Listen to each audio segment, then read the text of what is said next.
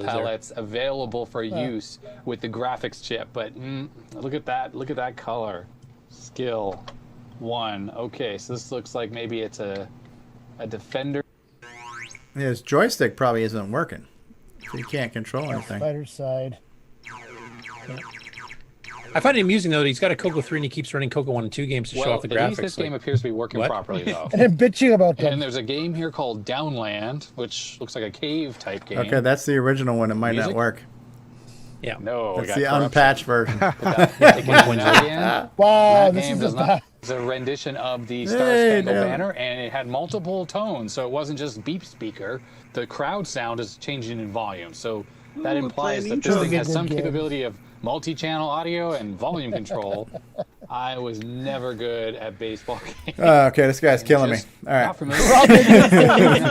Rob Inman says at least he didn't run Predator. Yeah, right. Okay. Yeah, I mean, a lot of these people are either fairly new to the CoCo themselves, and you can tell by the certain ones that are getting a lot of the facts wrong or don't know the hardware underneath very well. But I would love to get some of these guys onto the show over this next month of SepTandy, and we can kind of get them into the community and correct them where they need some corrections and stuff here, and show them some of the more advanced stuff that we have instead of just like everybody keeps picking these random Tandy cartridges, and Tandy wasn't the best games all the time. I mean, they had a few really good ones, but honestly, the third-party market is where the real stars shine. So I want one of those Radio Shack LCD monitors he's got. Yeah. Right. No, I mean the actual cleaning up of that is awesome. But yeah, I mean to watch somebody sit here and complain about something they have no idea what they're doing, and I just find it a little frustrating. That's cringeworthy. Yeah. I notice he's got a very nice Sony Trinitron broadcast monitor there. Yeah. But it looks like that joystick that he was using might have had some issues because there was a number of things where the joystick didn't seem to be working right. So. David, Ladd, are you okay? Something in the top right. That's an indestructible Black Beauty. Come on. Or are you freaking out about him running the power cable around the whole stack of floppies and then into the wall? It's a degaussing coil. We'll demagnetize them all. Switch it on and no more floppies. So for the month of SepTandy, we've already got 5 videos released. I know they've done link ups for everybody else doing. Some are doing Tandy 1000s and Model 1, 2, 3, 4s, etc. too. But there's more CoCo videos coming from some of these people. Yeah, no, that's cool. That's cool. I don't know if any of our community wants to kind of contribute that and join the hashtag so that they can discover us as well as as we're discovering them, and maybe kind of get them involved in the community as well, especially if they're new to the CoCo and don't really know what it's capable of doing. So. But definitely worth checking out. There's multiple ones still coming out from these guys on the CoCo as well. So I'll bring those up as the month progresses. Oh, that looks familiar. Yeah, so actually, since you're here, you might as well explain the contest here because you wanted this as a reminder about it because the deadline's the end of this month, or? The last CoCo Talk, so 26th of this month. So yeah. Okay. So do you want to kind of just explain what the contest is? Yeah, basically, I've sort of mentioned it a couple of times previously, but my the CoCo that I'm trying to find a name for in this shot here, basically put up a competition there, and whoever picks the name that I end up going with will get a free copy of any of my albums, an album that they choose. So I'm basically running 2 things here. I'm running one. I'm going to pick one winner. There's going to be 2 winners. I'm going to pick one, and that name that I choose will be the name that I will give this CoCo. And the other, there'll be another prize as well, and I'm going to leave it to you guys, to the rest of the panel, to pick another winner. So obviously I can't give it 2 names. Maybe I could, but it'd be a bit confusing. But it's just basically to give away two prizes and get more involvement in the community. So what I'm thinking of doing now to make things. What's up? Yes, you can. Yeah, you can. Yeah, if you want to vote for yourself, you can. Sure. I've got no problem with that. So what I'm going to do, I hope to do it this week, is put together a table of everybody who's picked names. I'll probably put them up on my 6809cpu.com website, which I haven't done much with yet. So give me a good excuse to put something up there. And then everybody can go through and they can look at all the different names and think, oh, I really love that one. Yeah, that one's a bit ordinary. That one's great. At the moment, there's 2 that jump out to me that I really like. Number one is CoCo D, and that was Chad Edward come up with CoCo Davo. And I thought, well, just take off the Davo and put D, because D is the 4th letter of the alphabet. It's in a Model 4 case. It's an extension of a CoCo 3, so it's sort of a CoCo 3 Plus sort of thing. So I thought, well, that kind of fits. It works. It's short, it's sharp, it's to the point, it's easy to pronounce, it's easy to write, it's easy to speak on air when we're talking about things like this. I can just say, here's my CoCo D. So that's what I'm looking for, something really short and sharp, says exactly what it is, straight to the point, and is easy. So CoCo D is possibly my first choice at the moment. Ron Delvaux and Rick Adams posted up a couple early. I think, Ron, did you post CoCo Deluxe? Yeah. Or did you? Or because did, the labels are already printed. Yeah, that's right. Yep. So you put up CoCo Deluxe, and then Rick Adams saw it, and he thought, CoCo DX. DX is like a short thing for Deluxe. And I like all three of these, actually, the CoCo D, CoCo DX, and CoCo Deluxe. The thing I like about the CoCo DX being really appealing to me is this is 80s technology, and in the middle of the 80s, just about everybody's familiar with the Yamaha DX7. It was on just about every hit song in the 80s. I've still got my original Yamaha DX7, so there's DX, so it combines another element of the 80s, so it says 80s all over it. Yeah. It also, so CoCo DX, I kind of like that too. So Ken Reichert says if you're going to have a CoCo Double D, that would require a bigger case. a couple of bumps at the front where the floppy ports are. But so I'll compile a list of everybody's entries this week and get them up online, so you guys can all have a look and see what your personal votes are. And on the show on the 26th, you guys can all vote for your personal favourite as well, and I'll give away 2 prizes. So you're no longer giving away the ingot of gold? Already given it away. So yeah, get your entries in here before the end of September, before the last episode of CoCo Talk, the end of September. And, SepTandy. SepTandy, right? SepTandy. Yep. So, and as we're going to, I'll be finishing off the project, finishing off the blank holes in and putting the joystick ports in and getting everything else complete. So I'm hoping to have the whole project complete by the end of this month. Cool. Next up, Fran Purcell, who was, I believe, interviewed on the CoCo crew last month, not the current episode. He was the guy that would, help run Computer Plus. And if you remember Rainbow Magazine, Computer Plus always had an ad on the very first page inside the cover, a full-page ad advertising Tandy products and third-party products for Tandy machines. That included the Model 1, 2, 3, 4 CoCo in the earlier days, and later the Tandy 1000s, and they started carrying third-party software, third-party hardware. So in the very early days, and this picture's from around 1981, he got an aerial shot of Computer Plus back when it was renting space from a Texaco gas station in Littleton, Massachusetts. So that little box marked in the red was Computer Plus at that time. That's where they shipped all the Tandy computers that they bought bulk from Radio Shack and then resold at slightly cheaper prices and did some of the upgrades and stuff themselves and stuff too. And eventually they moved into bigger facilities. So this is early days. I mean, this is before I think they even took the full page ads out in Rainbow. So a little bit of CoCo history there. Neat. And the fact that you could just fill up with gas while you're picking up your CoCo would be kind of cool. So, just before you go on to the next one, Curtis, I just thought of something else. A little quick thing, Nick Morantes, you were just saying, can you pick your own? I've stopped and I thought about that. I thought that's actually a really silly idea because everybody on the panel is going to be voting for a name, and if everybody on the panel has created their own name, no one's going to vote for anybody else. So, well, that's why I thought there was a bit of a loophole there in that. Yeah, so I think we better cover up that, and I think people on the panel vote for somebody else's entry. Yeah. It makes a lot more sense. Do I have to? Oh, you guys and your stupid messages. Okay, next up, Fred, is it pronounced Rike? Fred Rike. Not sure. Yeah. Okay. Has been experimenting with some animation done with the Semigraphics 24 mode using the text characters. And this only works on the original CoCo 1s and then the earlier CoCo 2s before the T1 lowercase VDG came out. It does work on the T1s somewhat, but the character cells have shifted because they had to make room for descenders, so they shifted all the pixels up. So if you program it for one of those VDG chips, it won't work quite properly on the other. Now, this was using the Protectors 2 game that Nick and I have shown before, and I think, Stevie, when we did our semi-graphics episodes on your channel, we kind of went into that too. So here he's actually experimenting with animation using that, and he's published the basic program that he actually used to do this, and he's got this little mini demo here. So he shows the 3 character cells that he did of mixing text characters, and then on the right-hand side, he shows the actual animation. Unfortunately, you can't smooth scroll this stuff, by pixel or anything. You have to jump an entire character cell, which I think, Nick, is 12 pixels wide. Is that correct? Oh, geez.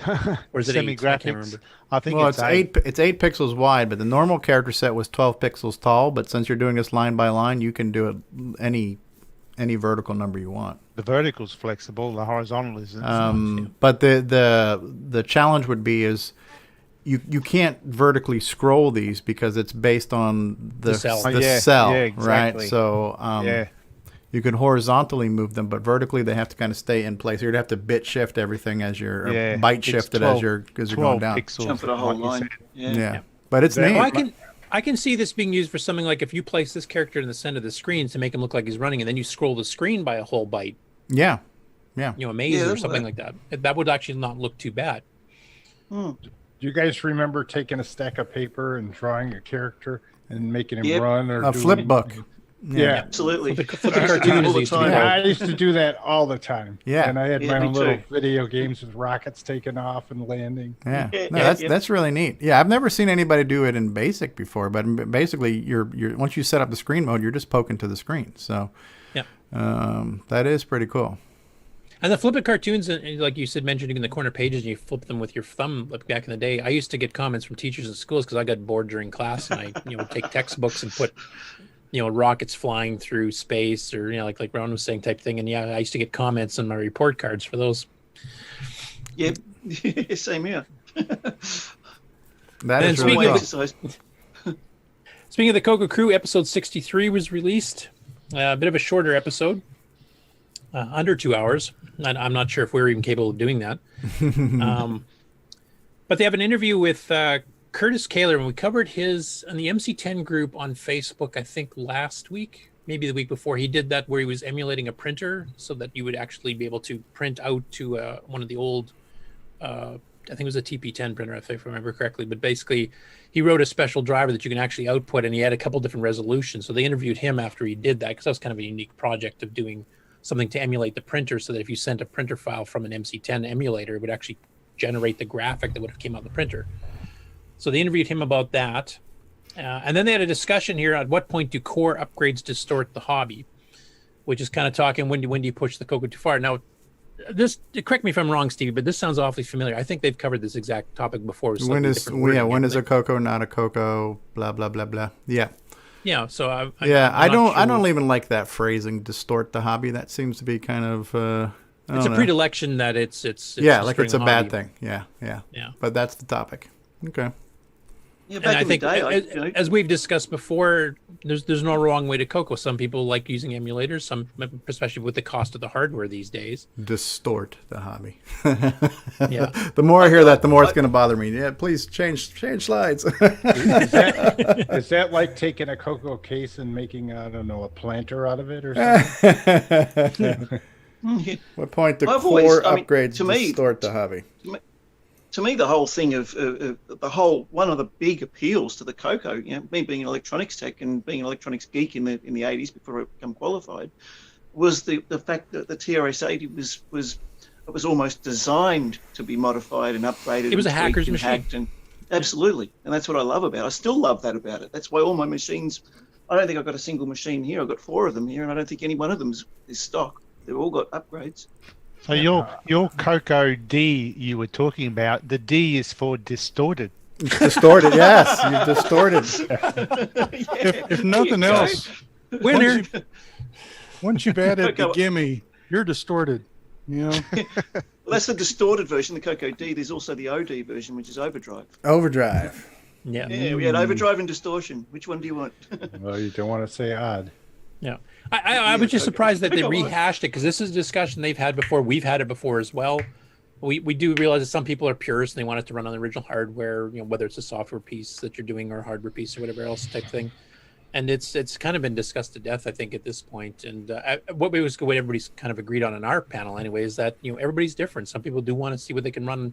Like Nick Rhoda likes his CoCo 2 stuff, and other people like stock, and some people think the Gimme X is pushing things too far. But it's whatever you want to do. It's whatever you're having fun with. If you're a hardware guy and you want to design new circuits like Rick Euland or a David O'Connor or various others, or you want to push the software, like Nick Rendies or me using 609s, and also we're doing 6809 stuff too.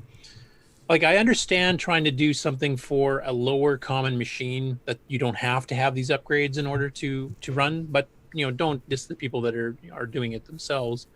And I mean, honestly, John's Farfall is an example of where he didn't do that, because he created a semi-graphics game that is perfectly capable of running on a CoCo 3, and he purposely did not do that because he wanted to promote CoCo 2 and CoCo 1, but that's limiting the market. You outcast the CoCo 3 people for no reason at all, because it would work perfectly fine with one poke. So, I just thought it was interesting that they actually, brought the discussion back up again. Maybe the author is from Russia. Then I don't know if Aaron's still on here, but this was just basically the links in here, basically, so people can go watch the Twitch live stream tomorrow morning at what the heck time is it on? 9 Eastern, I think. Yeah, because the ARG Presents, which is Amigos Retro Gaming, this is their show that is dedicated to all retro machines, and they pick some of the most obscure ones you've ever heard of. The Socrates VTech was one of them they actually did recently. But they pick, stuff from Europe, stuff from Japan, stuff from Australia, stuff from North America. Not necessarily common machines. Sometimes they have a hard time even trying to find an emulator for it. Yeah, Aaron says 9 a.m. Eastern Standard Time. 9 a.m. Eastern? Okay, cool. So tomorrow, it's the ARG, like I think I mentioned this before, like when the shows got shut down because Boat got his job at the university, they ended up, basically suspending multiple shows because they wanted to concentrate on what he had time to do, because he was doing a lot of learning of what he had to do for his job, etc. And they put 3 things on the wheel. They have this little spin wheel, and they have these little pie shaped things on it for different stickers, and there's themes based on game type, on genres, on computer systems, etc. And they put 3 up for the shows that were suspended, including the CoCo show. And for the first time since this started months ago, one of those pie pieces finally came up on the ones that they were trying to get the retro shows back for, bonus episodes type thing. And the CoCo happens to be the first one. So they're doing the Interbank Incident, which I think was Aaron's pick, and then Rad Warrior, which is the pick by Brent. So that'll be live on Twitch tomorrow morning. You can get in a chat there if you want to, add in some commentary, and then they'll release it later on YouTube. So, and I know Frodo has actually mentioned that this is also a game called The Sacred Armor of the Anti-Rad on some other platforms. So this was Rad Warrior was a multi-platform game, like we were talking earlier on Canyon Climber type things. So just use some comparisons there. So catch that tomorrow. And then, as David was mentioning, he's going to a meeting for the Adelaide Retro Computing Group next Friday, and this is the actual ad for it. So any of you in Australia there who want to see if you can attend or something. Is it open, do you know, David, to anybody who wants to come, or do you have to kind of like prearrange to go? Or No, look, I think it's basically a Facebook group for it. There's 2. There's a group and a page, and I'm actually a member of the group. I think it's open to anybody who's interested in retro computing. It'll be good probably to get involved in the group and mention to the admins and whatnot. But yeah, I just simply replied to the guy who was posting about the cassettes in there and wanted somebody who had a CoCo to try them out on, and I got an invite to the meetup. So, but yeah, it's open to others. So anybody who's around the Adelaide area or whatever who wants to come along, welcome to come along. It's 6:30 on next Friday night. So 6:30 p.m. obviously. We'll look forward to your report and any videos you shoot at the show too, so we can kind of eavesdrop. Yep, cool. And then the last one I don't have a link for because we don't have all the details yet. That's one that Steve had mentioned earlier about the Glenside Color Computer Club having their virtual picnic on September 19th. Now, I forgot to ask Brian Schubring when he was on earlier. I don't think he's still on the panel right now. If he had any details as to, are they streaming on Zoom or YouTube? Yeah, it may have been discussed at the last Glenside meeting, which I missed, so I'll have to see if I can reach out. I did try to ping Eric Canales on Discord this morning. So I definitely want to at least, kind of plant the seed to let you know that that's going to be happening. As far as how to join it, that's to be determined, and that's the least complicated part of it all. It's just, I kind of just imagine, are we going to, everybody's going to do their own thing and just maybe virtually show off, hey, this is what I'm cooking, or I'm eating some hamburgers, or I'm having a peanut butter sandwich, whatever it is. But I thought it's kind of just a cool idea of, kind of a social event that's, just a little different. The the virtual CoCo Fest that we did, while it was not condoned by Glenside, it wasn't officially sanctioned as a Glenside event because they were kind of like, look, we don't want to make it seem like we're going to take sides and that we're going to make the Glenside show on this show versus another show or anything like that. So, we did the show just because I felt like it needed to be done. We weren't going to have a CoCo Fest, so we're going to do a CoCo Fest with or without permission. But like I say, it wasn't like they're denying this, but they just didn't say we're not going to say this wasn't a Glenside event. So I like the idea that that this is an official Glenside virtual event that they've decided to do and open it up to the public. So. And hopefully it'll You'll be be good. posting details, I assume, on Facebook, Discord. I guess so. Yeah, I just kind of the need to details start looking at that, I guess. So hopefully there'll be some barbecuing and retro briding. So yeah, retro briding your steak sandwich. That's it. While you're out there in the sunshine. Yeah. And that is it for the news. Far out. Now, David Ladd, would you like to tell people what's up next? I don't know. Do we want to have what's next? Well, let's see here.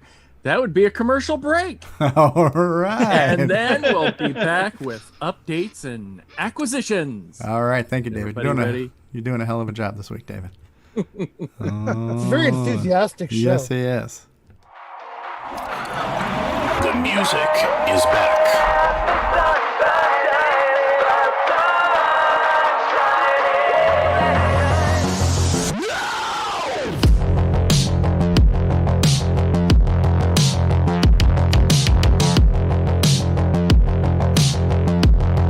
Maestro available now, only from Retro Innovations. Go 4retro.com. Hi, this is Eddie Zerbinski from beautiful Quebec City. Vous écoutez CoCo Talk.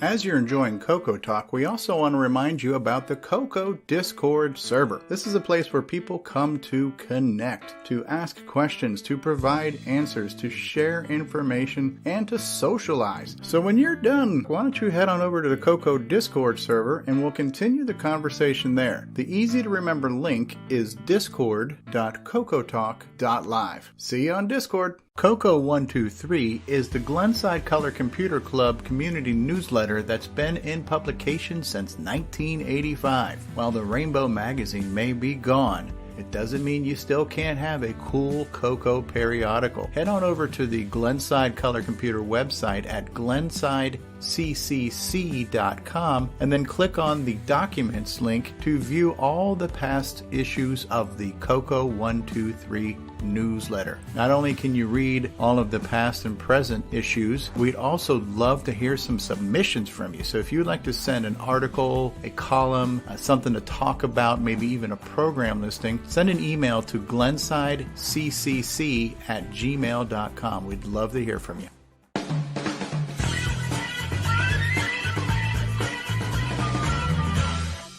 The CoCo World Map is a cool community resource where you can view coconuts from around the world. Head on over to map.cocotalk.live and see where your fellow coconutians happen to be living on the planet Earth. If you would like to submit yourself to be on the CoCo map, send an email to cocotalk@cocotalk.live, and we look forward to seeing you on the CoCo map. Hey guys, it's Stevie Strode. If you've been watching CoCo Talk for a while, hopefully you understand that everyone is welcome to join this show. You don't need an impressive resume to get on. You just need to enjoy the CoCo and be willing to talk about it. There is no wrong way to CoCo. There is no wrong way to be a fan of the CoCo. There's no wrong way to be on CoCo Talk. You just have to want to talk CoCo. So if you would like to join us, then reach out to us on our Discord server, which is discord.cocotalk.live, or send an email to cocotalk@cocotalk.live, and let's get you on the show and let's talk about the CoCo. Hi, I'm Tim, and you're watching CoCo Talk Live. And I'm playing Daggereth online like that idiot from the book. Can you dial back on the condescension there as you respond there? No, we can't dial back on condescension. I like using your quote, but I'm not saying it properly. Oh, dear Dial God. back on the condescension. That's even better. Dear God, dear God, dear God. Well, I tell you what, this is what we're gonna do right now. We're gonna do some stuff here that's gonna distort the hobby. So why don't we talk about project updates and acquisitions and what we've done to distort things this week? Why don't you? I got something to share real quick. Okay, Rondo, go ahead. All right, so I'm going to share my screen. Mm-hmm. And here it goes. Antonio made a. Oh, I saw that. That was yeah, good. That was good. Oh. That is so awesome. And then going to see a fortune. I see a huge garage and old computers. Lots and lots of very old. Jesus, that's a lot of old. Your poor wife. David Ladd. Say it again in the David Ladd voice. Jeez. I'm starting to sound like Scooby-Doo here, or Shaggy or something. Zoinks. I like the look that the Ron's digitized face even has. That kind of that sheepish. Yeah. Yeah, right. It really fit the cartoon well. Yeah, that's a lot. You're a poor wife. All right, that's it. Yeah, thanks for bringing that up, Ron. I saw that and I forgot about it because I saw it earlier in the week, and that was hilarious. I actually laughed out loud when I saw that. Yeah, me too. And then somebody said I have it posted somewhere else. Somebody said, Antonio made you famous. He is pretty crafty. He did that one thing with me with the dancing demon where he put my face on the dancing demon. Yeah. The CoCo down. Oh, dear God. Oh. Project updates and acquisitions. That's cool. Brian Weasler. This is a rhetorical question, but have you acquired anything this week that you want to show off to make us jealous with? Nope. Everything on eBay has been bought. It's all gone. All gone. Brian officially owns eBay now. Yes. You know, Brian. Yes, sir. Some of my stuff's missing, man.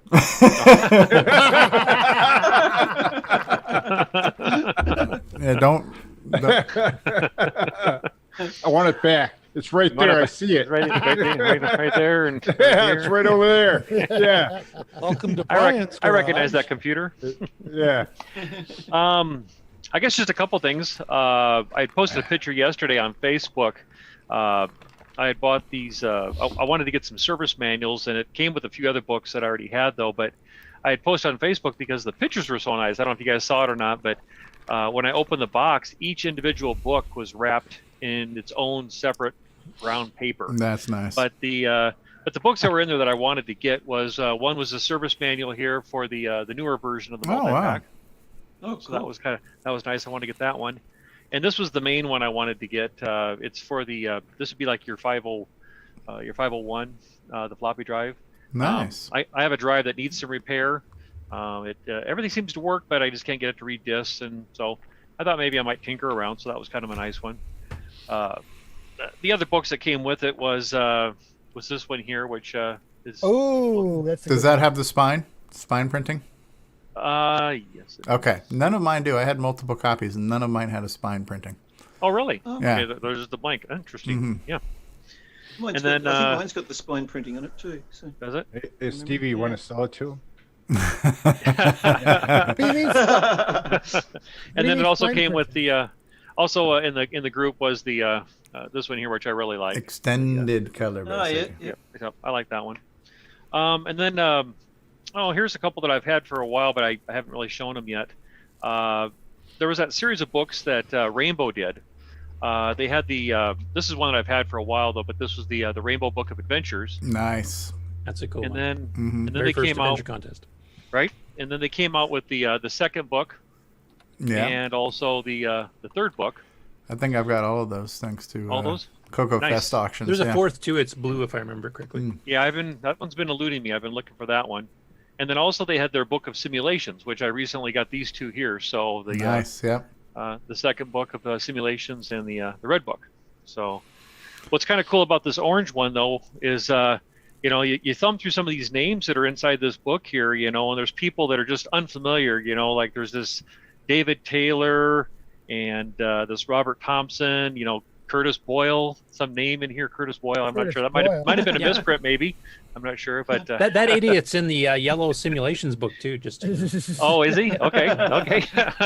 So Is that different than L. Curtis Boyle, though? Is there like no, another? no, I'm sorry, I mispronounced. No, there is an L in front of the Curtis here. So Oh. yes, That's the Curtis Boyle. the Curtis Boyle. That's right. So.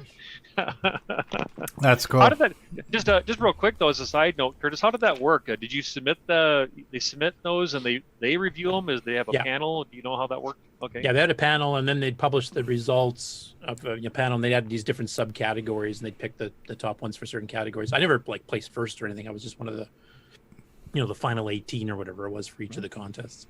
Interesting. That's cool. That's So I cool. think in Brian's case, it was accurate that they shipped those wrapped in plain brown paper. 'Cause, that's pretty common for that class of books. Yes. Oh, maybe you said. I noticed you said on your post on Facebook about it too. You were almost. You almost didn't want to unwrap them because they were so well wrapped. Yeah. Well, they did. Yeah, they are all wrapped nice. They had it taped all nice and neat and pretty. So it was I have to admit it, Brian. I was a bit confused there because when I first saw that you were getting these, plain brown wrapping things, I thought you were ordering like Playboys or something. Like that, so. Porn is porn. I mean, CoCo, It's geek porn, but Playboy, yeah. whatever. That's all I have, sir. All right.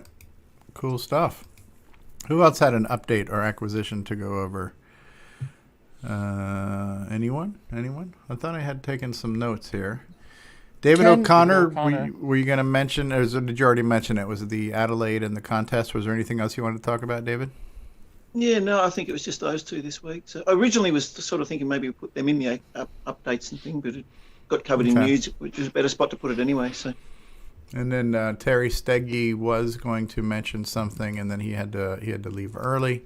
So I do have one brief acquisition that is actually courtesy of our very own Brian Weasler. But when I see books that I'm interested in on eBay, I'll reach out to Brian first because I know he's like the book guy. So I'm like, hey, Brian, are you bidding on this or bidding on that? But there was one book I wanted in a batch of books, and it was this one right here. And so this is by Don Inman. These are the same guys, Don Inman and Kurt Inman. No relation to Rob Inman, but they did the assembly language graphics series. But this is a color computer graphics series, and it looks like it's mostly in BASIC. So it's got a lot of code on how to do stuff. So I guess Brian had an extra one, and he sent one to me. So thank you for doing that, Brian. Much appreciated. You're welcome. Enjoy. Is that on the? Is that in the archive? That one? Good question. Not exactly sure about that one.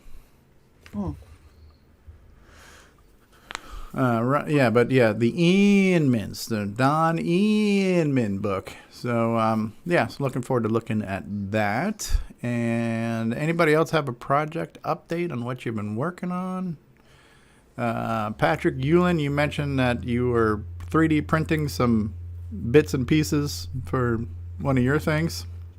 Yeah, but my week's all about making this little piece a millimeter longer so it slides better, and this little piece a millimeter shorter so it doesn't turn off the power button every time I bump the machine. And just the really exciting, sexy part of electronic design this week. Considering that every reprint takes, another 20 minutes or so I can see how this one's Welcome to the wrong. grind. Now when you were first talking, well, not the, when you first talked about it, when you spoke about it recently, and you were asking, I wonder if I should worry about, you're doing you're doing a 3-way switch for like joysticks and mice and high res interface. Now, and then the question came up: should we just focus on the Tandy high res interface, or should we do that other CoCo Max or whatever the hell it was called one? And I think a lot of people on Facebook kind of chimed in saying that the one program that needed that other interface had already been patched to use the standard Tandy interface. So I don't think you really need to pursue the whole multiple personality high res option. Did you see that feedback? Or maybe you're not on Facebook. I don't remember. No, I did see that, and they're entirely correct. It is Yeah. patched, so there's no real but in the process of the op amp that Tandy used is only available as a big old dip chip, and I want to make a tiny little logic board that people can put into whatever miscellaneous dongle they want to make, as opposed to this big chunky thing that's fun to solder together, and it'll probably be a great kit, but it's only limited to the CoCo, where if I sort of extract the logic into a little surface mount board. Stick it in all kinds of computers. Now, would this distort the hobby by any chance if I was to plug that into my CoCo? Oh yeah, we're distorting it like all kinds of. But like I say, once Tandy plopped the gimme into the 6809 design, it's distorted. So let's go. Let's get some texture mapping in Fractalus and stuff like that. So anyway, See this? Yeah, what See is this that? thing I've got in my hand? That's called a distorting iron. Distorting iron. Exactly. So yeah, I've also spent the week trying different op amps that are available in surface mount, little quick size things, because that fits my master plan. So I know more about op amps than I should ever have learned, and I'll write up a little 1, 2, 3 article or something about the Tandy High-Res interface, since I found out it's hard to find. It's out of all the CoCo crap I've got, that's the one thing that's hard to find now.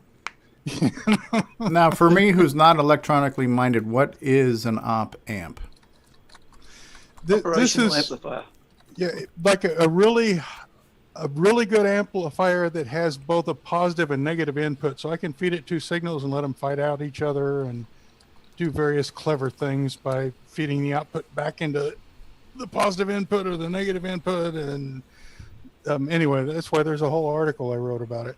Okay. But yeah, it's just a really good way to take a dirty signal, clean it up, change the way it acts, make a square wave into a sawtooth, turn it back into a square wave again. And you can do all that for a quarter, 50 cents. Okay. Make it go to 11. I'll raise you $1. Well, the reason that you get a signal from the cassette on the CoCo, I'm pretty sure, is because otherwise they would have had to spend $2 for an oscillator to time the thing. So they can just have the CoCo throw out a pulse. There's your timing. Yeah. Free. That's what an op amp looks like. That's a bunch of op amps in there. Okay. It's, basically, Like, they're in. Op amps are in just about everything electronic. It's, anything that's got it. Is that what runs Pulse Eternal? Pulse Eternal.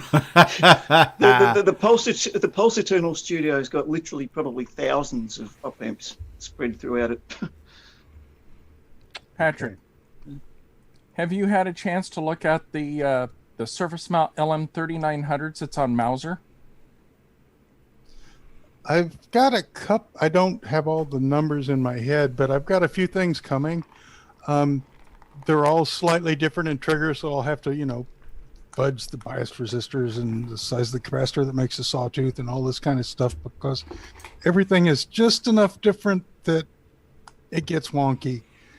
I want it to be relatively linear and sort of centered where the old Tandy design was. And even though there's a lot of slop on all the sides where you could make it work, I don't want to have to make it work. I want it to just be transparent. So I haven't got to play with too many parts yet because we're working on Corona time and parts take 2 weeks to show up. So yeah, shipping's ridiculous. Half of the stuff. I can talk about these vibratubrators and stuff like that, but you guys sound important. I like that. Sound important. We may not actually be important, but we sound important. Right, but we sound good. Yeah. Op amp. Interesting. Does anybody else have any update or acquisition or anything they were working on this week? Projects they're working on? Things they're fixing to get ready to do? Anything like that? I'm looking at moving house and studio. That's a pretty big thing. Oh, really?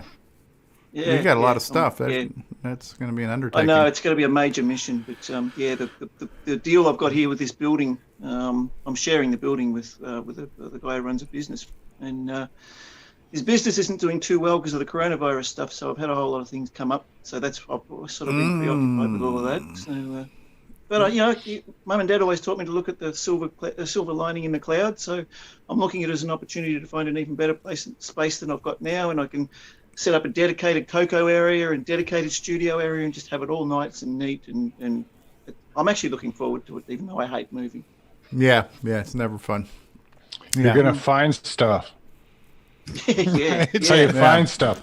So I'll find my Stellar Lifeline cartridge.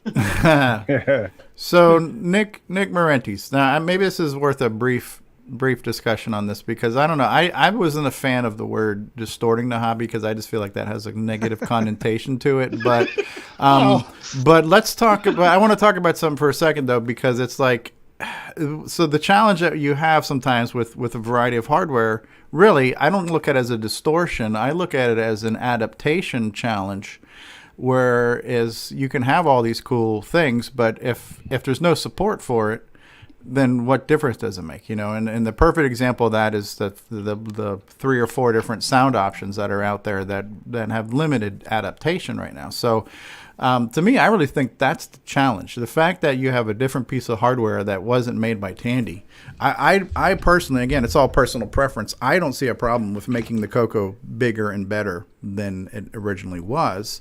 But I see the challenge or the problem, if there is a problem, is that, and maybe it's a good problem, we have all these things out there, but they're just not really being supported. Now, you're a guy, Nick, who is you've probably produced the most new games in the past calendar year than anybody else commercially, and you have pretty much chosen to stick to, for the most part, core hardware, because you want the most people to be able to, use it. But will you ever cross the threshold where you're going to support something? Because I'm going to use Sierra Online as an example. To me, Sierra Online sold the Tandy 1000 because I wanted to play those games. I wanted to hear that music. I'm a firm believer, if you build it, they will come. And if it's good enough, that somebody's going to buy sound card X, Y, or Z because Nick's next game supports it. So, and I think Nitrous 9 will fix some of these problems with drivers. But will you ever adopt something, Nick, that's not a core thing? Well, I always work on the principle of trying to write software that the most number of CoCo users can have. So, I mean, if you've got 100 CoCo users out there, well, I'm not going to write a piece of software that only works for 10 of them, Right. I mean, apart from the fact that I'll sell less, it's also that there's 90 other people who can't enjoy my work. Right. So, hence why I go for the widest market. And I think you find that in anyone who creates software or any software company, they're obviously going to try write or create products for the larger market. Now, if the market is large enough, like if there was 500 CoCo users out there, well, you could sacrifice that. You can say, okay, fair enough, I'll still sell 50 copies because there's 500 users out there. 50, oh yeah, that's a pretty cool number. And like you say, people will upgrade or buy the added extras. But because we've got such a small market, you don't have that same flexibility. The other thing is also, I don't know if distortion is really the correct term, because sound cards, like you said, they're add-ons. They're not distortions. Distortions is if you change something in the existing design. Like if someone was to say, I'm going to distort the CoCo by getting rid of the DAC and putting in the sound chip. Well, that's distortion because you have changed it. But to add a sound card or whatever, I don't know if that's distortion. That's an add-on. So do I support the add-on? Well, like I said, if there were more users, I would. Well, I think you just hit it though, Nick. It's a chicken and egg thing though too. Well, the core message was, at what point does it become distortion? And I think you just said a pretty good bench line, is when you're taking out something that is already there and replacing it with something that wasn't compatible.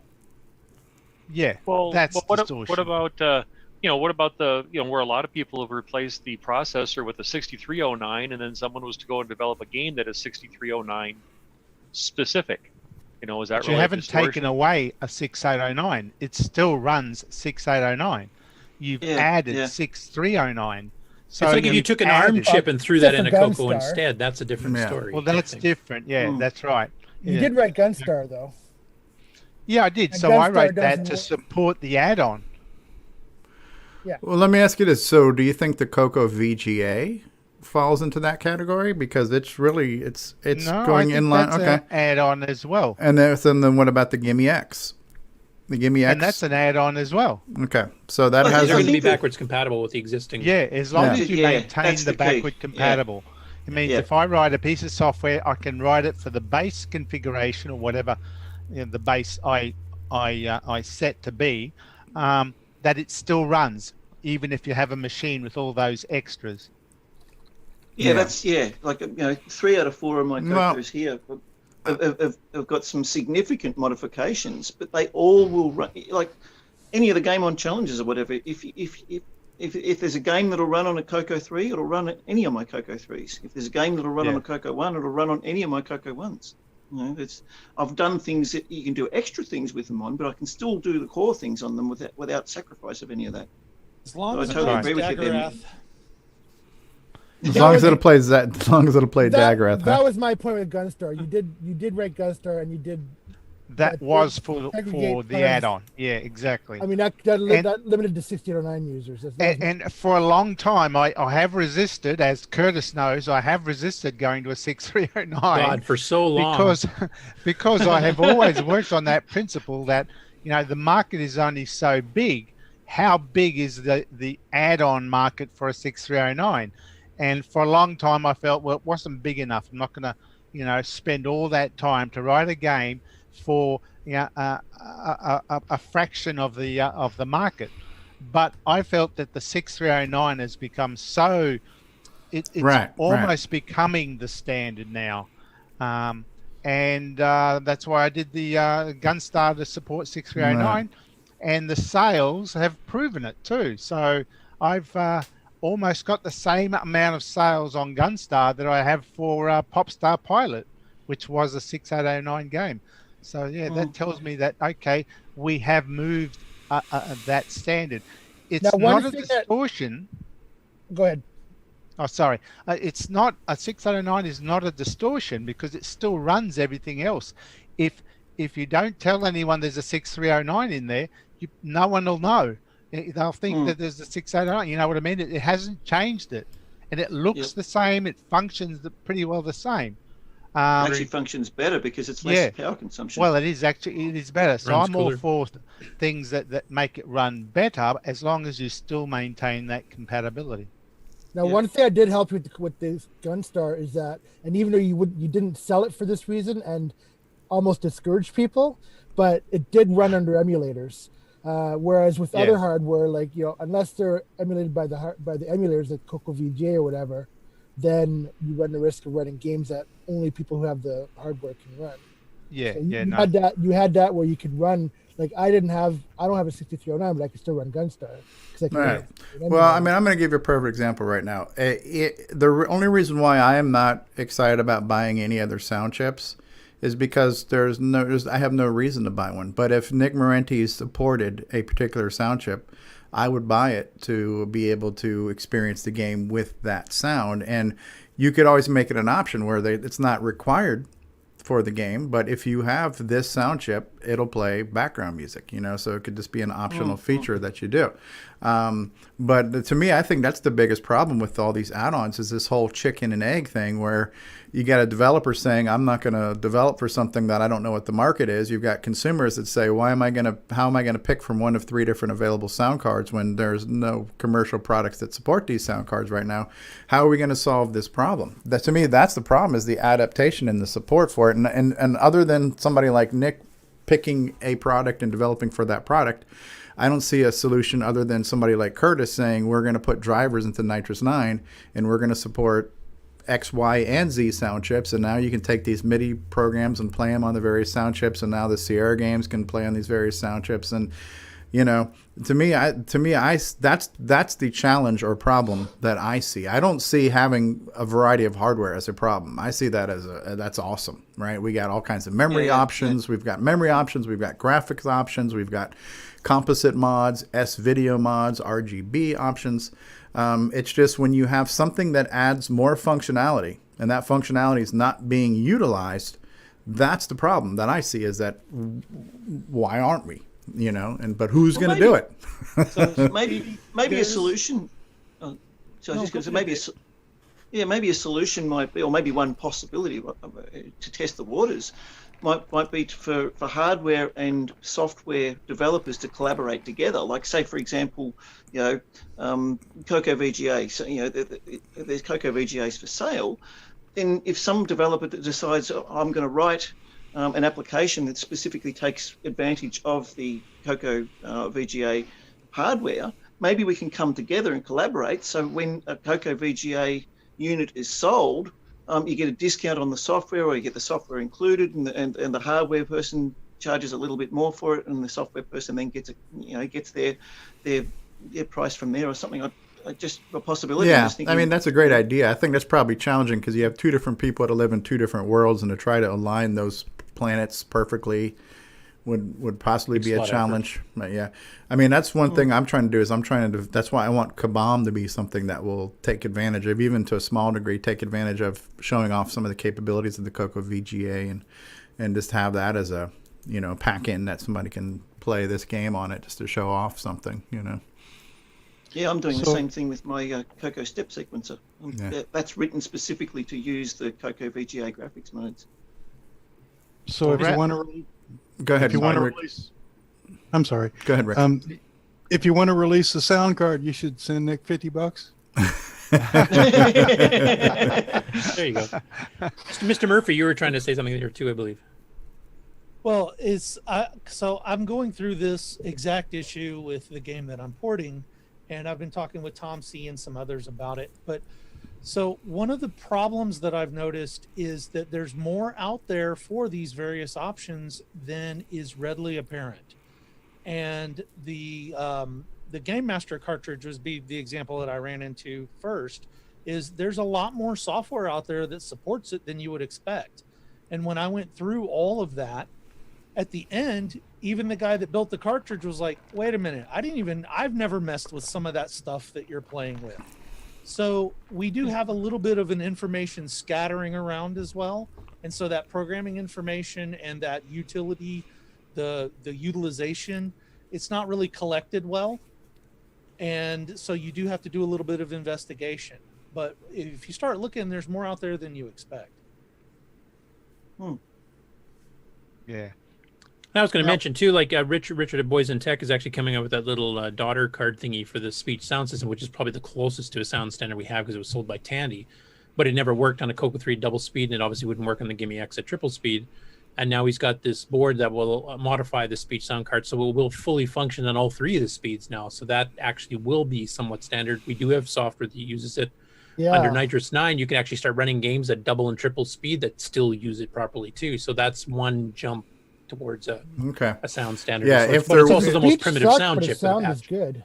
And the beauty of that is that of all the sound cards that are out on the market, the one that has sold the most because it's had the last 40 years on the market is the Tandy Sound and Speech Pack. So having that $12 whatever he's going to charge board for that modifying the cartridge it's good. It means you're going to get a lot more people with that sound card than any others eventually.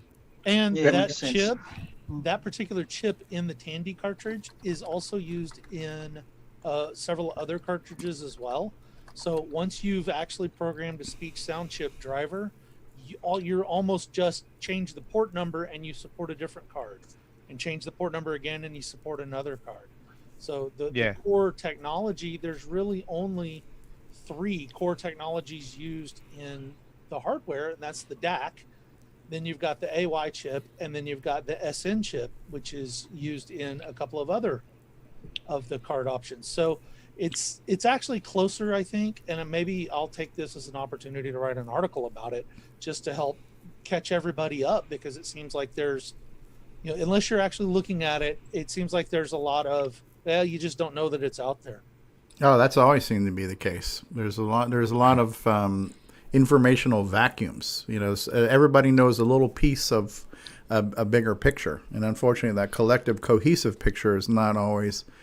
And that's another challenge. You think in the 21st century with the internet and online collaborations, we would be better at assembling this jigsaw puzzle, but somehow there's always seems to be missing pieces. So the speech and Information sound overload. pack, the speech and sound pack at 2.8 megahertz, does it sound like chipmunks? No, it'll be the same. Oh. Yeah. It Right just now, lets it the doesn't card do run anything. independently of the CoCo's clock, where Yeah. before it was tied to it and would screw up and not operate properly. Oh, okay. Yeah, so That's the whole point of that add-on That's board right. is to make it Yeah. operate at the right speed. at any speed. Yeah, it's got to be modified to fix that problem, but that's Yeah, what Richard's kit Because the does. other solution right now, say you wanted to write a CoCo 3 game that uses a speech sound pack, the only way to get the sound part to work properly was to clock down to 0.895 megahertz, which means slow it down to CoCo 1 speed.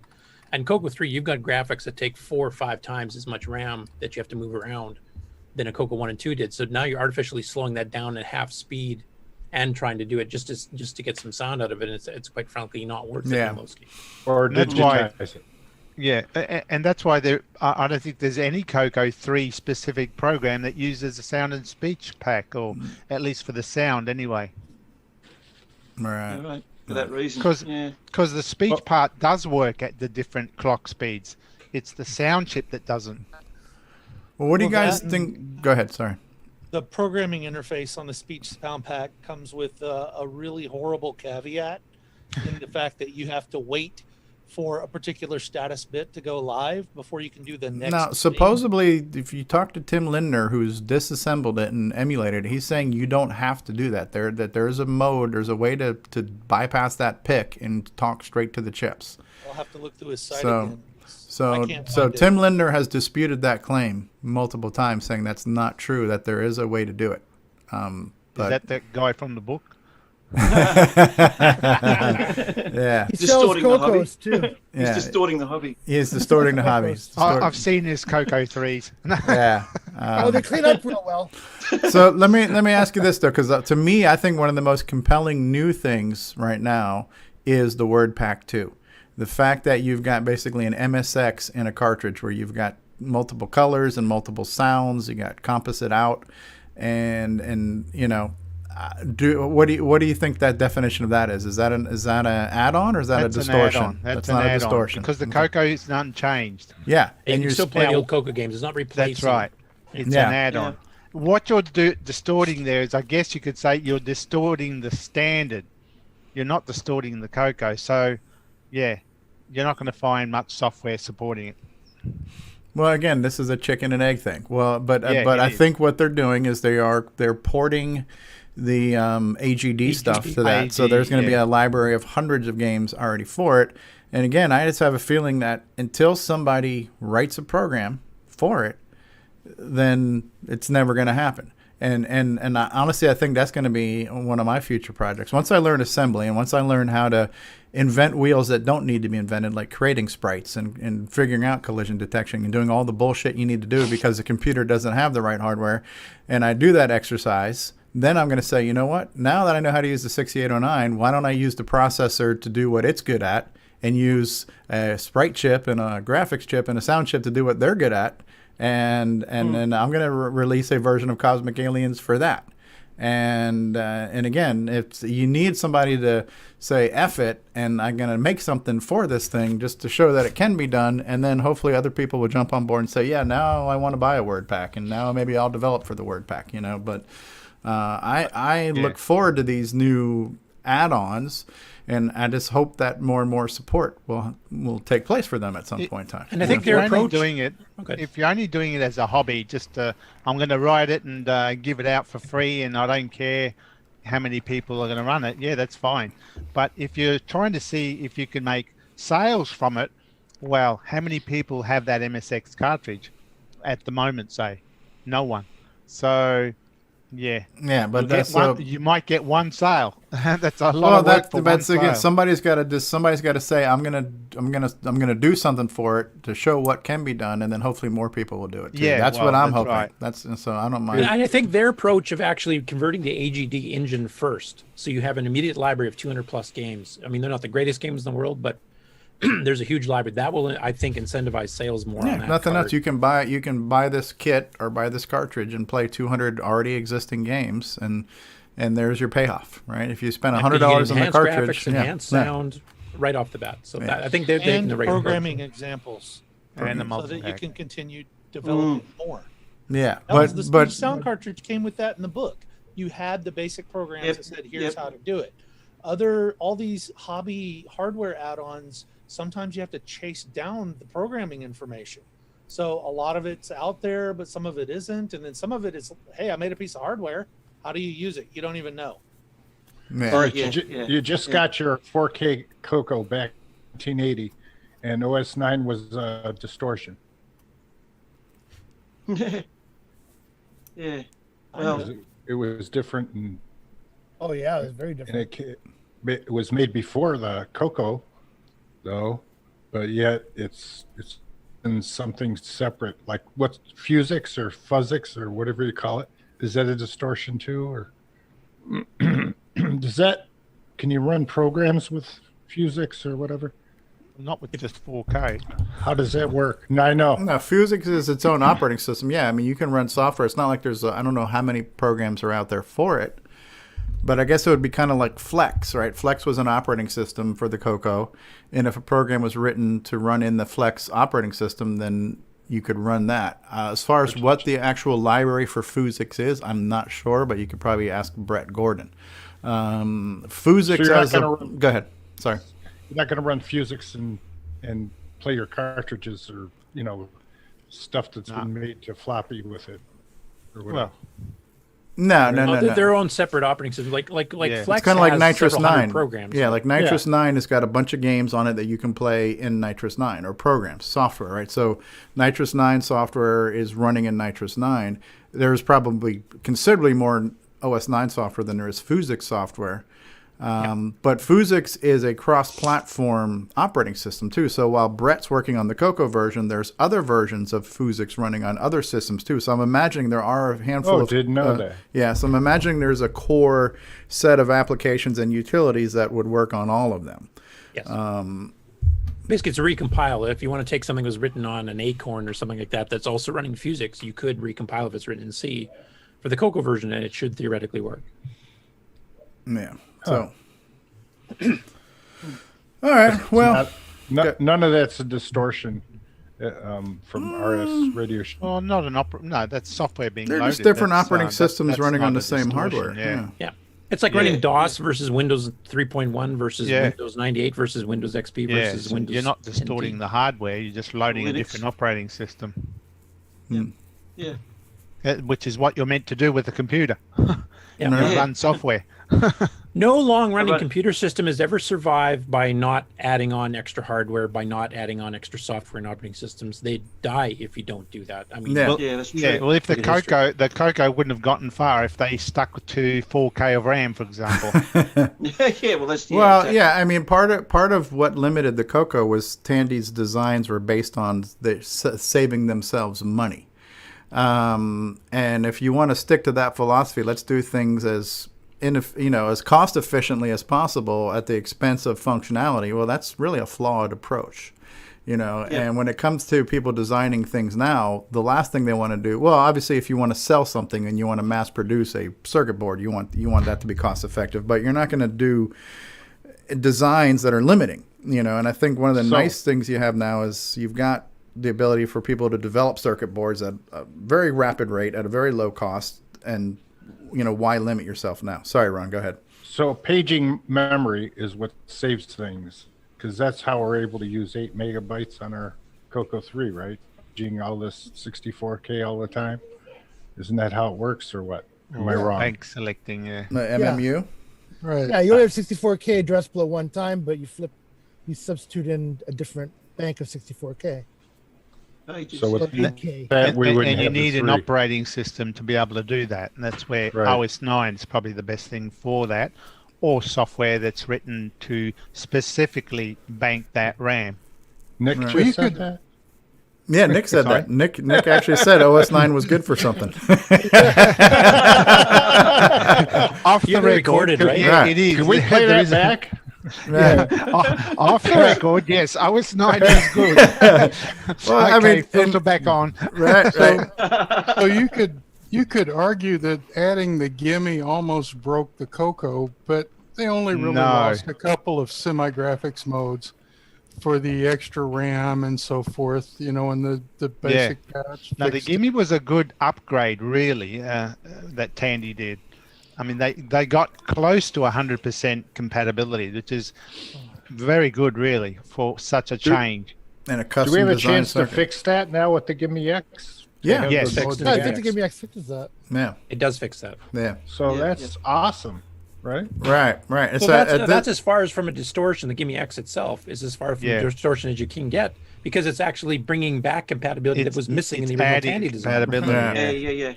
Yeah. And look at the distortion I'm working on. That little high-res adapter is a way to get. That's the way to get around the 6-bit DAC in the CoCo 3 by doing this whole pulse width modulation instead of voltage feed. So that's Tandy defeating their own hardware. So in 20 years from now, we're going to have something that looks like a CoCo in the middle, and all these attachments. It's kind of like it's kind of like V'ger behind you, Ron. Yeah, it's like V'ger on Star Trek, right? It just became. Just look behind you, right there. Yeah. And the multi-pack. That was Tandy's way of getting around the limitations. Yeah, crazy. I'm going to have a look after this show and see if CoCoDistortion.com is available. Instead of CoCo Overdrive. Yeah. Hashtag distort the hobby. That's my vote for the name of your machine, David. CoCo Distortion. CoCo D distortion, right? Maybe I will go with CoCo D after all. So like Curtis was saying, and Steve was saying, I mean, right over my shoulder right here. I mean, here's 4K all the way down here, and all the different versions of the CoCo. I mean, Tandy was modifying it all along, Yeah. Well, they weren't modifying it. RAM expansion is a pretty standard thing. Right. Yeah, I'm not saying. I'm not trying to say modify, but like Curtis was It's saying, an evolution. the evolution of the machine. So it's the configuration of the machine. Yeah. But did it distort the hobby? Did it No, I distort don't the think, hobby? no, not at all. No, it's add-ons. They were making changes. They were doing things enabled to make it more cost-effective. Making the machine cheaper. And both Tandy and third party did that. I mean, the Exactly. Colorware A-Bus products and the Eliminator by Frank Hogg and stuff. I mean, the whole point of a computer, like I said, it'll if you leave it stagnant and you don't expand on it, it will die. You have to have some future path to go to. Right, and software and hardware doesn't matter. Some of the updates really are quality of life updates, like being able to connect your CoCo to a modern display. That's a necessity, in my opinion. So things like composite mods, or the CoCo VGA, or the switcheroo with the RGB to SCART cable. In 20 years, real-time clock will be in something in the past. Right. And then the CoCo SDC. If anybody wants to say that that's a distortion, I mean, there's never in a million years would I consider trying to run my CoCo through nothing but physical floppies. That is the most inefficient way to do anything at this point in time. You know what I mean? Well, exactly. I mean, I'm also into woodworking as well, and I also belong to a local woodworkers group. And there's guys in the woodworkers group who are complete purists. They do nothing but with like hand planes and hand tools, and wouldn't plug a power tool into to make any project. And then there's guys on the other spectrum, that don't use the hand tools. They want to do everything with power tools and stuff like that. But at the end of the day, we always talk about we talk. It's kind of funny because we have some of these same discussions that we're having right now with the woodworkers group. And at the end of the day, we all get along. And the main thing is we're all doing something we love and we're having fun doing it. So Here. Totally agree. Yeah. No, should probably end this discussion on that positive note. As long as you're having fun, it's a good thing. As you said in your ads, Stevie, there's no right or wrong way to CoCo. Yeah. So a plywood case on my CoCo would be okay. Plus the wood's warped and it's distorted. Yeah, it still functions the same. It looks stupid, but it still functions the same. It looks classic. Well, if you recall, so however you want to CoCo to your heart's content. So how about we run the outro? I put a shellac on my CoCo yesterday. We'll be back for final thoughts after the outro. Thanks, guys. This concludes another episode of CoCo Talk, the world's leading live talk show featuring the Tandy color computer. For all things CoCo Talk, visit us on the web at CoCoTalk.live. We'd love to hear from you. Send feedback, suggestions, even segments via email to CoCoTALK at CoCoTALK.live. CoCoTALK is rocking the 8-bit world, keeping the Tandy flame alive. We may be mocked, but we'll never stop, cause CoCoTALK is rocking the 8-bit world.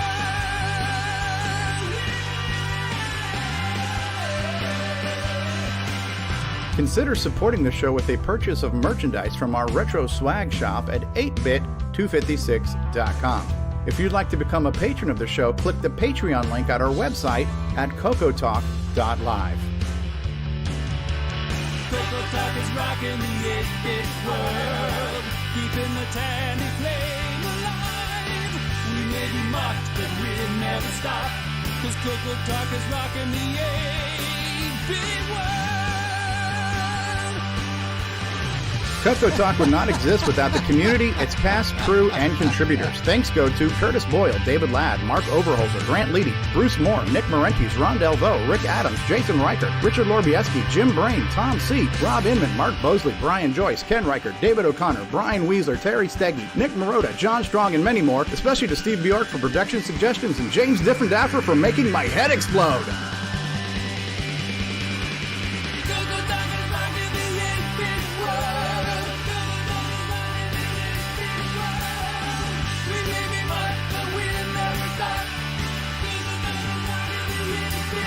Please help support the CoCo community by visiting some of its various contributors. A list of resources is available at imacoconut.com. That's IMACOCONUT.com. The CoCoTALK theme song is copyright 2008 by D. Bruce Moore and Greg Sheeler. Mixed, mastered, and produced by D. Bruce Moore.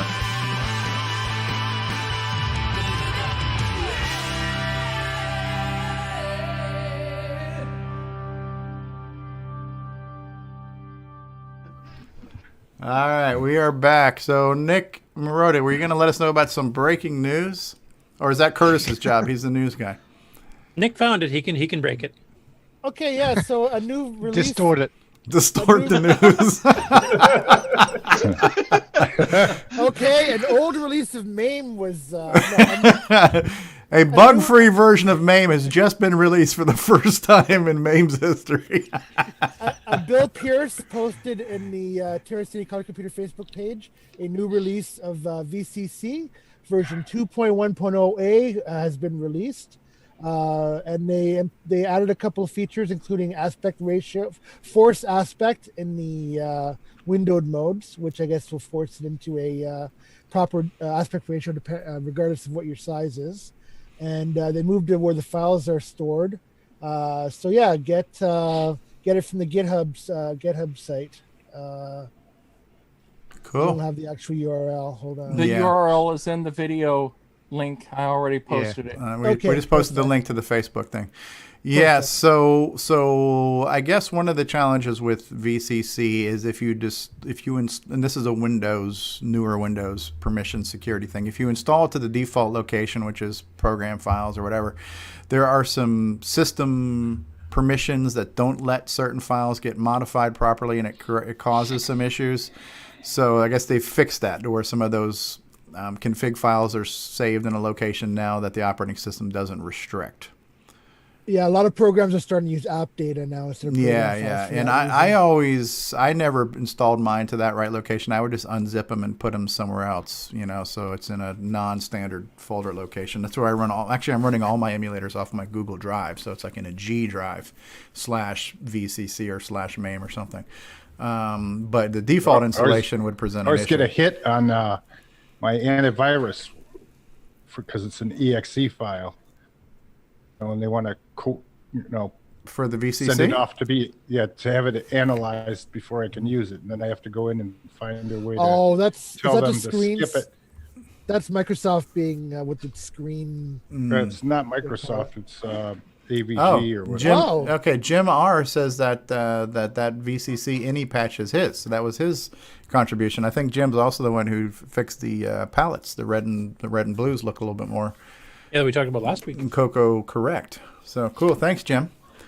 Keep up the good work. Yeah, he distorted it to where it actually worked better. God. Well, it was distorted to It start was, with. yeah, and yeah. they're trying to undistort it now. Undistorted. Can you roll that disclaimer again that you played at the beginning? The just views to, and opinions expressed by the panels are their own and do not necessarily reflect those of the CoCoTALK show, its cast, its crew, subsidiaries, or affiliates. Open minds encouraged, sense of humor recommended. If any information was distorted, we're sorry. Love it. Oh, for the love of God! So, All right. so when you distribute this CoCoTALK, it's going to be distortion special. No. Oh, who knows?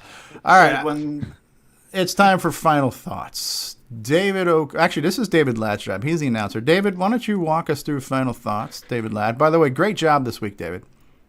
Why, thank you, Stevie. It's been a pleasure to help everybody through this weekend's episode. You're sounding distorted, David. I just can't help from laugh. This has just been a distorted episode. Oh my God. Distortion Lad. Oh. All right, we'll start with the the cranky one. Nick, go ahead. What's your final Which Nick? thoughts? Oh, me. I don't know. Yeah, it was all good. Nothing new. You caught me off guard. Crikey. That's easy to do, though. All right, Mark B. Oh, I'm getting kind of fried today. So parting thoughts have parted. All right. That's good. Patrick. That's distorted. There's some distortion. That's definitely distortion. All right, Ron. Yeah, I'm just a computer user, man. I just use the computers, man. I don't program. And I use every little piece of software I can find in the SDC. And I go through it and it's fun. And I play with my toys. Okay. All righty then. Brian. There are worse hobbies to have. CoCo, you're away. Mr. Boyle. There's no wrong way to CoCo. Emulators, hardware, software, use everything you can, everything you want. We are working on drivers and stuff here to try to expand it so it's a bit easier for programmers to access some of these extra cards without having to learn the cards insides and outs. So, look for that in the future, but there's no wrong way to do it. Mr. Maroda. Just a reminder, we're doing Rally SG this week. I highly encourage you to head on over to nickmorantes.com and pick up a copy. It really is a good game, regardless of whether we're playing it this week or not. It's really worthwhile purchase. And Nick, I expect my check in the mail. and please support the Nick Marentes Ferrari Fund. That's the other thing. So. That's right. There's still room in the shoebox for more. So, yeah, let's rally behind the CoCo.